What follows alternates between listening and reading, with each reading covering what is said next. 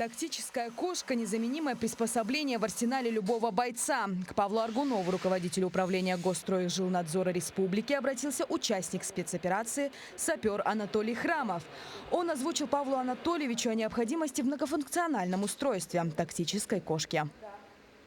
Сразу ко мне на ум пришел завод в Жатае, и я позвонил Кистеневу Анатолию Ефимовичу, бывшему главе городского округа Жатай, для того, чтобы он попробовал переговорить с руководством завода, чтобы помочь нашим бойцам. И вот благодаря Анатолию Ефимовичу, благодаря руководству завода,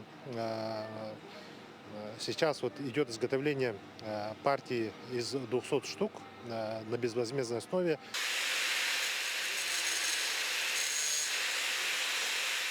Тактическая кошка – очень многофункциональное устройство, то есть его можно использовать не только для безопасного разминирования мин, но и для приготовления пищи, а также эвакуации людей. Состоит она из 3 простых деталей, и с этим справлюсь даже я. Одна основная и 2 ведущих. Крепится это все очень просто и очень быстро. Здесь закрепляется карабином, и у вас уже готовая тактическая кошка.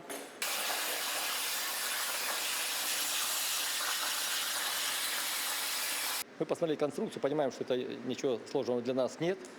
Поэтому мы взяли за этот заказ.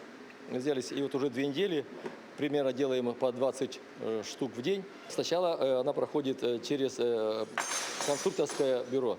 То есть конструктор у нас разрабатывает вот как бы чертеж этой детали. Потом через флешку передается оператору на машину для раскроя металла. И оператор уже из листа металла вырезает детали.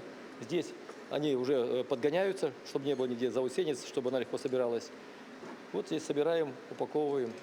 Тактическая кошка предназначена для выполнения широкого круга задач. В частности, для активного разминирования растяжек и мин, проверки троп и проходов, открытия дверей и многое другое.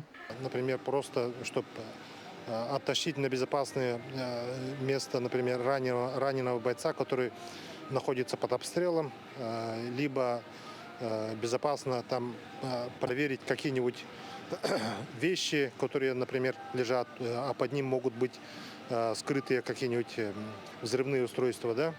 После полного изготовления партии в размере 200 штук тактические кошки сразу будут направлены бойцам, находящимся на территории спецоперации.